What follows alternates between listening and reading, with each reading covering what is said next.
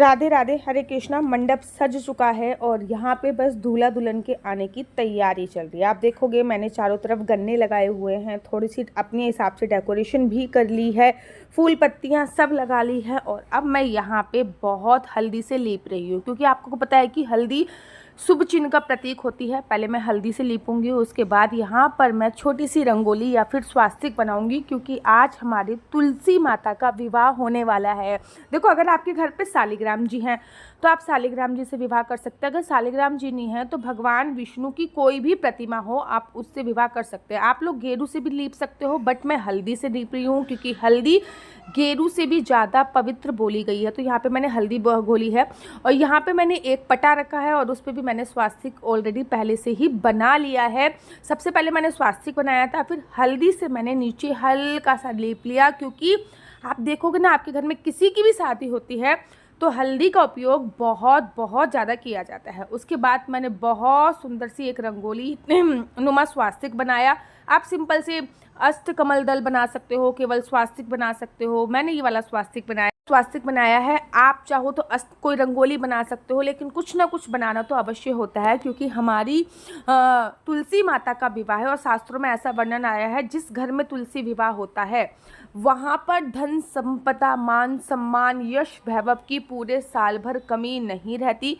ये केवल एक डेमो वीडियो है और यहाँ पे मैं आपको बता रही हूँ कि आपको तुलसी विवाह कैसे करना है। मैंने बहुत सिंपल सी डेकोरेशन करी है। यहाँ पे मैं तुलसी माता को विराजमान करूँगी, वहाँ पे मैंने लाल रंग का वस्त्र बिछाया है, क्योंकि यहाँ पे मेरे को तुलसी माता के साथ साथ विष्णु भगवान जी को भी स्थापित करना है। तो यहाँ पे मेरे को विष्णु भगवान जी को स्थापित करना है, वहाँ पे मैंने पीला वस्त्र बनाया, क्योंकि विष्णु भगवान जी को पीताम्बरधारी बोला जाता है और तुलसी माता को माता लक्ष्मी का ही स्वरूप समझा जाता है। तो यहाँ पे मैंने लाल और पीला वस्त्र दोनों बिछा लिए हैं। आप चाहो तो इन वस्त्रों को किसी ब्राह्मण को भी दे सकते हो पूजा के बाद, अन्यथा ब्राह्मण को नहीं देना तो आप दोबारा से अपनी पूजा में यूज़ कर सकते हो। आप इससे भी अच्छी डेकोरेशन कर सकते हो, लेकिन शादी में गन्ने का उपयोग बहुत ज़्यादा होता है, तो मैंने गन्ना जरूर लिया है। और यहाँ पे मैंने तुलसी माता ले लिया। ये वो तुलसी माता है जिनकी मैंने पूरे के पूरे कार्तिक के महीने में पूजा अर्चना वंदना करी थी। आप कार्तिक के महीने में की गई तुलसी माता की पूजा अर्चना वंदना जरूर वो वाला भी ले सकते हो। सबसे पहले तुलसी माता विराजमान करी, फिर एक लड्डू गोपाल के लिए आसन लिया, बट मेरे लड्डू गोपाल की जो प्रतिमा थी वो काफ़ी बड़ी थी, तो लड्डू गोपाल की प्रतिमा इस आसन पे नहीं आ रही थी। मुझे बार बार लग रहा था कि ऐसा ना हो कहीं गिर जाए, तो मैंने क्या किया भैया, दूसरा आसन ले लिया। ओबियसली बात है कि शादी वाला माहौल है, ऐसा ना हो कि भैया भगवान की जो प्रतिमा हमने ली है वही प्रतिमा गिर जाए, तो मैंने दूसरा आसन यहाँ पे ले लिया है। दूल्हा दुल्हन को हम लोग विराजमान कर चुके हैं और अब बारी आती है विवाह की। देखो, बहुत सिंपल सा तरीका है विवाह के लिए। सबसे पहले तुलसी माता को हम लाल रंग का कोई भी, आप चुन्नी उड़ा सकते हैं, आप लाल रंग का कोई भी कपड़ा उड़ा सकते हैं, तो लाल रंग की कोई भी चीज़ आप तुलसी माता को जरूर और जरूर और जरूर उड़ाइए, क्योंकि तुलसी माता को सबसे पहले तैयार किया जाता है, ठीक है ना। दुल्हन सबसे पहले कहाँ जाती है, पार्लर जाती है ना। तो लाल रंग की मैंने यहाँ पे एक ब्यूटीफुल सी चुन्नी जो है वो तुलसी माता को अपने उड़ा दी है। मैं दोबारा से बता रही हूँ, केवल एक डेमो वीडियो है। तो यहाँ पे मैंने तुलसी माता को एक लाल रंग की बहुत ही सुंदर सी जो चुन्नी है जिसपे स्वास्तिक बने हुए हैं वो उड़ा दी है। थोड़ी सी आप अपने हिसाब से डेकोरेशन कर सकते हो, मैं अपने हिसाब से कर रही हूँ। आप और भी बहुत सुंदर साड़ी भी बना सकते हो, कोई साड़ी भी बनाता है, आप अपने हिसाब से डेकोरेशन कर सकते हो। तो यहाँ पे चुन्नी उड़ा के मैंने एकदम रेडी कर दिया है यहाँ पे तुलसी माता को, और यहाँ पे हमारे बाल गोपाल लड्डू गोपाल भी रेडी हैं। आप लड्डू गोपाल से भी विवाह करा सकते हो, किसी से भी आप विवाह करा सकते हो। और उसके बाद आप लोगों को पता है कि सबसे पहले विराजमान जो होते हैं वो गणेश जी होते हैं, तो गणेश जी को भी आप लोगों को विराजमान अवश्य करना है। मेरी डेकोरेशन कुछ इस टाइप की है, आप अपने हिसाब से कोई भी डेकोरेशन कर सकते हो। तो यहाँ पे मैं थोड़े से गणेश जी को विराजमान करने के लिए थोड़ा सा आसन दे रही हूँ, क्योंकि किसी को भी विराजमान करने के लिए आसन दिया जाता है। तो यहाँ पे मेरे पास गणेश जी की कोई भी प्रतिमा नहीं थी। अगर आपके पास गणेश जी की कोई भी प्रतिमा है तो आप गणेश जी को स्थापित कर सकते हो, नहीं तो मैंने ये फूलों का आसन दिया और यहाँ पे मैं सुपारी पे गणेश जी को विराजमान करूँगी। तो यहाँ पे मैं सुपारी पे कलावा बांधकर गणेश जी को जो है वो मैंने विराजमान कर दिया है। तो यहाँ पे देखिए मैं गणेश जी को विराजमान कर चुकी हूँ, क्योंकि किसी भी शादी में गणेश जी का होना बहुत इंपॉर्टेंट है और गणेश जी के बिना कोई भी पूजा अर्चना वंदना जो होती है वो आधी अधूरी मानी जाती है। तो यहाँ पे मैंने सुपारी के रूप में गणेश जी को विराजमान कर लिया है। आपके पास गणेश जी की कोई भी प्रतिमा हो तो आप उनको विराजमान कर सकते हो। मेरे पास गणेश जी की ये प्रतिमा थी तो मैंने सुपारी के रूप में गणेश जी को विराजमान कर लिया है। अब जब सुपारी के रूप में गणेश जी को विराजमान कर लिया, सारी तैयारियां हो गई, तो सबसे पहले हम दीपक जलाएंगे, क्योंकि हम कुछ भी कार्य करेंगे उसमें सबसे पहला साक्षी क्या होता है? दीपक। दीपक अगर हम दीप प्रज्वलित कर लेते हैं ना, सबसे पहले मैंने दीपक पे नीचे आसन दिया है थोड़ा सा, उसके बाद मैंने दीपक प्रज्वलित किया। अच्छा, ये जो दीपक है ये मैंने लंबी बत्ती का प्रज्वलित किया है, और ये मैंने घी का दीपक प्रज्वलित किया है, और साथ ही के साथ खुशबू के लिए, क्योंकि भगवान जो कुछ भी एक्सेप्ट करते हैं वो गंध से एक्सेप्ट करते हैं, कुछ भी लेते हैं, तो उसके लिए मैं अगरबत्ती जला रही हूँ। आप धूपबत्ती का भी उपयोग, धूपबत्ती जला रही हूँ मैं, आप अगरबत्ती का भी उपयोग कर सकते हो। तो जो मैं अगर अगरबत्ती का आप उपयोग कर रहे हो, वो उसकी जो नीचे की लकड़ी है वो बांस की नहीं होनी चाहिए, इस बात का ध्यान आप लोगों को रखना चाहिए। दीपक प्रज्वलित कर लिया, तो अब हम शादी की सारी प्रिपरेशन करेंगे, क्योंकि दीपक के बाद ही सब कुछ प्रारंभ होता है। दीप पूजा सबसे पहले होगी। दीपक को प्रज्वलित करने के बाद सबसे पहले मैं दीप पूजा कर रही हूँ, और यहाँ पे दीप पूजा के लिए मैं इन पे दीपक पे रोली वगैरह लगा रही हूँ। रोली वगैरह लगाने बहुत जरूरी होती है दीपक पूजा। और उसके बाद मैंने एक दीपक पे पुष्प समर्पित कर दिया। तो इस प्रकार से मैंने दीपक की पूजा कर दी, क्योंकि जो भी कार्यक्रम होगा उसका साक्षी दीपक होगा। और ऑब्वियसली बात है, इतना बड़ा कार्यक्रम होने वाला है, और ये कार्यक्रम बिना कलश स्थापना के हो जाए ऐसा तो संभव ही नहीं हो सकता ना। तो हमको कलश स्थापना करना है, तो कलश स्थापना के लिए भी सबसे पहले थोड़ा सा आसन देना होता है। चाहे आप तो चावल का आसन, अगर आप पूर्णमासी पे कर रहे हो ना तो चावल का आसन भी दे सकते हो, लेकिन अगर आप एकादशी वाले दिन कर रहे हो या फिर द्वादशी वाले दिन कर रहे हो तो मेक श्योर आप पुष्पों का ही आसन दोगे। तो यहाँ पे मैं पुष्प लिए हैं और पुष्पों का आसन लिया है, और साथ ही साथ कलश को विराजमान कर दिया। याद रखो, तुलसी विवाह में कलश को विराजमान करना बहुत बहुत ज़्यादा कंपलसरी है। कलश को विराजमान करने के बाद फिर कलश की भी पूजा अर्चना वंदना होती है। तो यहाँ पे फिर मैंने कलश की भी पूजा अर्चना वंदना करके पुष्प भी कलश को समर्पित कर दिया। तो यहाँ पे पूजा की पूरी तैयारी हो चुकी है। यहाँ पे मंडप सज चुका है, कलश स्थापना हो चुकी है, दीप प्रज्वलित हो चुका है, XYZ यहाँ पे पूजा की पूरी प्रिपरेशन हो चुकी है। और अब बारी है तुलसी विवाह करने की। अच्छा, जब हम बाराती भी तो एक दो चाहिए, तो मेरे पास ना यहाँ पे कुछ गोपाल थे जो कि मैंने फ्लिपकार्ट वगैरह से मंगाए थे, तो मैंने वो रख लिया। अगर आपके पास नहीं है तो कोई बात नहीं है, लेकिन मुझे लगा कि भैया लड्डू गोपाल की तरफ से भी तो भगवान विष्णु की तरफ से भी तो कुछ होने चाहिए, तो मेरे पास थे ये, तो इसलिए मैंने इनको भी रख लिया है। इनकी पूजा अर्चना वंदना की कोई भी आवश्यकता नहीं, ये केवल बाराती है, ठीक है ना। कोई भी त्योहार आप एक उत्सव के साथ करोगे ना तो उसका आनंद ही अलग हो जाएगा। तो ये मैं एक उत्सव के तरीके से कर रही हूँ, तो आप देखिएगा इसका जो आनंद है वो बहुत ही अद्भुत होगा। तो यहाँ पे मैं रख चुकी हूँ, और उसके बाद अब मैं शादी की जो प्रिपरेशन है वो करना प्रारंभ करूँगी। तो सबसे पहले ना दुल्हन को रेडी किया जाता है, और रेडी करने के लिए सबसे पहले श्रृंगार का सामान भी मैंने ले रखा है। लेकिन उससे भी पहले सबसे पहले क्या लगाई जाती है, किसी भी देव वृक्ष की पूजा अर्चना वंदना करने से पहले जल चढ़ाया जाता है। अच्छा, ये अगर विवाह आप द्वादशी वाले दिन करोगे तो जल समर्पित नहीं होगा, ठीक है ना, क्योंकि आपको पता है कि द्वादशी पर तुलसी माता को जल समर्पित नहीं होता। ये केवल एक मिथ है कि एकादशी पे तुलसी पे जल समर्पित नहीं होता। श्रीधाम वृंदावन में एकादशी पर तुलसी में जल समर्पित होता है। हाँ, श्रीधाम वृंदावन में द्वादशी पर तुलसी पे जल समर्पित नहीं होता है, और द्वादशी इस बार रविवार की पड़ रही है, तो मेक श्योर 99% लोग ना द्वादशी पर ही तुलसी विवाह करते हैं। लेकिन इस बार आपको या तो देवउठनी एकादशी पे तुलसी विवाह कीजिए, अन्यथा पूर्णमासी पे भी कर सकते हैं, ठीक है ना। तो आप या तो 1 तारीख को तुलसी विवाह कीजिए, अन्यथा आप 5 तारीख पूर्णमासी पे भी तुलसी विवाह कर सकते हो। अगर आप मेरा जानोगे दीदी आप क्या करोगे, या तो मैं 1 नवंबर को तुलसी विवाह करूंगी या फिर मैं 5 नवंबर को तुलसी विवाह करूंगी, इसके बीच में कभी भी कर सकते हैं। लेकिन 2 तारीख को रविवार है द्वादशी वाले दिन, वो नहीं करूंगी। तो किसी भी देव वृक्ष की पूजा अर्चना वंदना करने से पहले सबसे पहले जल समर्पित किया जाता है। यहाँ पे मैंने तुलसी जी पे जल सींच दिया है, और जल सींचने के बाद सबसे पहले मैंने उनको तिलक लगा दिया। अब मैं क्या कहती हूँ, शादी में सबसे पहले क्या चढ़ती है आपको, हल्दी। तो हल्दी आपको कम से कम 7 बार या 9 बार लगानी होती है, आपने देखा होगा। तो सबसे पहले मैंने लड्डू गोपाल से स्पर्श करते हुए तुलसी माता पर हल्दी मैं लगा रही हूँ। ये हल्दी 7 बार लगेगी। सबसे पहले इसको मैंने लड्डू गोपाल विष्णु भगवान जी के जो स्वरूप है उनसे स्पर्श करते हुए तुलसी माता पर कम से कम 7 बार या 9 बार हल्दी लगाई है। आपके वहाँ पे जैसा भी होता हो आप वैसा अवश्य कीजिएगा, क्योंकि सबके वहाँ पे शादी के रूल्स रेगुलेशन अलग होते हैं। यहाँ पे ये वृंदावन धाम में जैसा होता है मैं आपको वैसा बता रही हूँ, और आपके वहाँ पे जैसा होता हो थोड़ा बहुत वो। वैसे वृंदावन धाम में बहुत सिंपल तरीका, और ये बहुत ही सिंपल तरीका है, इसमें मैंने बहुत ज़्यादा बहुत टफ नहीं डाला कि आपको समझ में ना आए कि दीदी ये कैसे किया, ये कैसे किया। तो सबसे पहले हम लोगों ने लगा दी हल्दी और उसके बाद बारी आती है, आओ मेरी सखियों मुझे मेहंदी लगा दो, मुझे श्याम सुंदर की दुल्हन बना दो। तो अब सबसे पहले हम लोगों को मेहंदी लगानी होती है तो दुल्हन की, तो सबसे पहले बाल गोपाल लड्डू गोपाल की मेहंदी लगाई जाएगी, फिर तुलसी माता की भी मेहंदी लगाई जाएगी। अच्छा, ये जो मेहंदी है ना, ये आप किसी को मत दीजिएगा, ये आप खुद ही यूज़ कीजिएगा। जो मेहंदी हमने तुलसी माता विष्णु भगवान के लगा दी, सोचिए वो कितनी पावरफुल हो चुकी है और उसका जो पुण्य है वो बहुत ही ज़्यादा हो चुका है। तो यहाँ पे हम लोगों ने मेहंदी भी लगा सकती है, मेहंदी लगा दी है, पहले हल्दी लगाई है, फिर मेहंदी लगाई है। अब बारी आती है और भी कुछ लगता हो, तेल ताई वगैरह, तो आप वो भी कर सकते हो। वृंदावन धाम में इतना ही होता है, मैं इतना ही कर रही हूँ।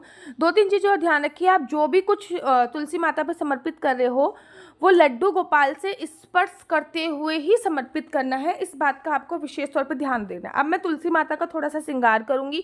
तो सबसे पहले हम चूड़ियाँ बना रहे हैं। चूड़ियों में आप हरे रंग की या लाल रंग की चूड़ी का ही उपयोग कीजिए, अनादर किसी भी रंग की चूड़ी का उपयोग मत कीजिए, क्योंकि शादी में हमारे यहाँ पे तो हरे रंग की चूड़ियाँ पहनी जाती है, कहीं कहीं पे लाल रंग की भी चूड़ियाँ पहनी जाती हैं। तो लाल और हरे रंग की चूड़ियों का उपयोग कीजिए। सबसे पहले मैंने, आप देख रहे हो कि सबसे पहले मैंने चूड़ियाँ उनको समर्पित कर दी है। और भी बहुत सारा श्रृंगार का सामान है, लेकिन सारा का सारा मैं तुलसी माता को केवल स्पर्श करते हुए बाहर रख दूंगी। ऐसा नहीं है कि सब कुछ तुलसी माता पे मैं चढ़ा दूँ। और एक बहुत ही सुंदर सी चुन्नी मैंने तुलसी माता पे समर्पित कर दी है, क्योंकि अब इनकी जयमाला का टाइम होने वाला है।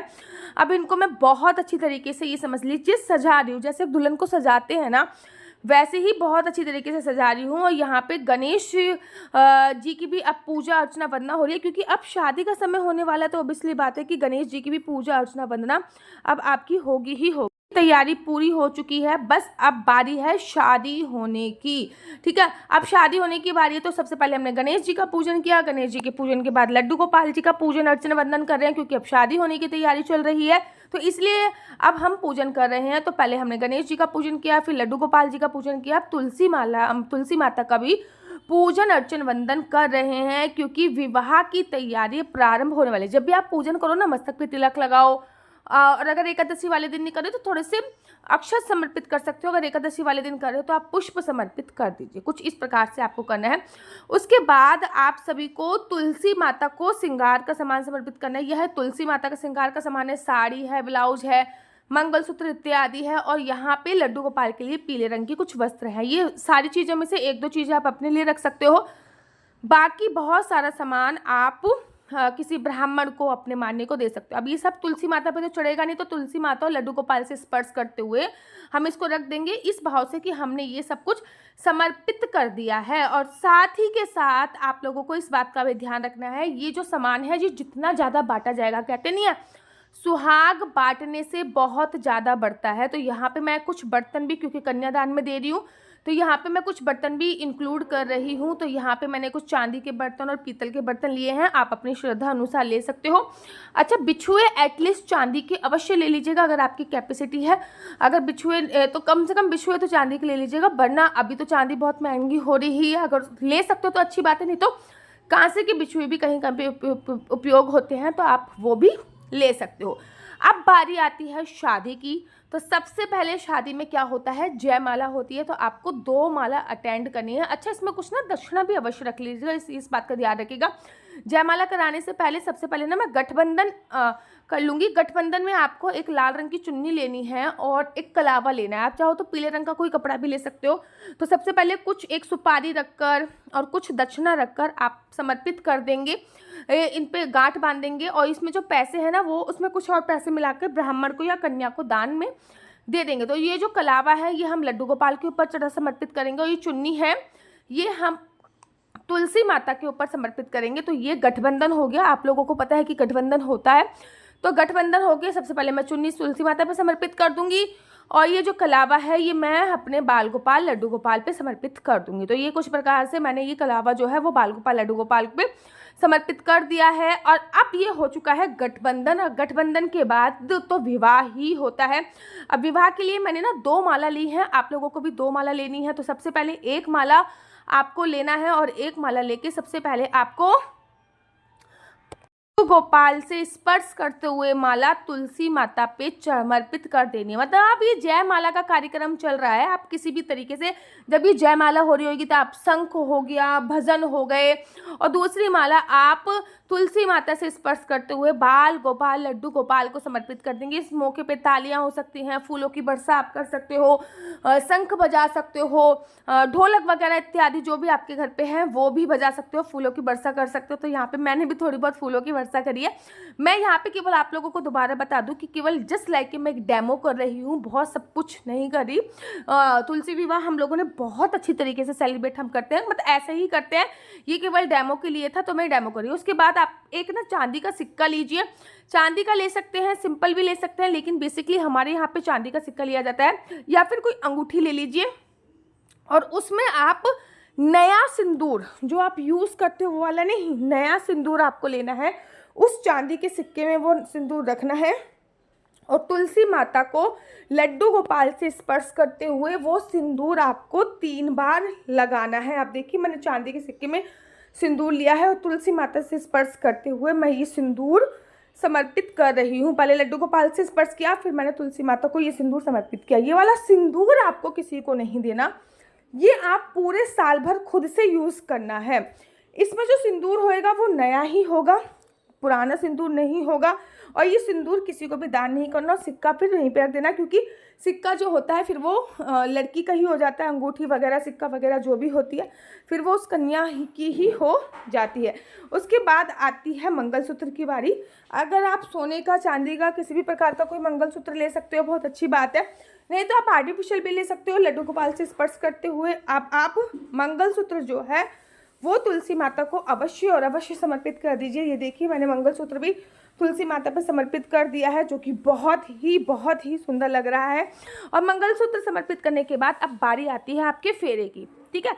या तो आप लड्डू गोपाल को गोदी में लेके और एक जना तुलसी माता को गोदी में लेके फेरे करवा सकते हैं, अन्यथा जो ये नीचे कलश रखा हुआ है इसको भी 7 बार घुमाकर फेरे करवा सकते हैं, ठीक है ना। दोनों में से जो भी तरीका आपको सही लगे आप वो तरीके का उपयोग कर सकते हैं, लेकिन आपको फेरे अवश्य कराने होते हैं। जब आप फेरे करा दोगे तो उसके बाद आता है स्थान परिवर्तन। 7 फेरे कराने के बाद लड्डू गोपाल यहाँ पे तुलसी माता थी वहाँ पे आ जाएंगी, और तुलसी माता यहाँ पे लड्डू गोपाल थे वहाँ पे विराजमान हो जाती हैं।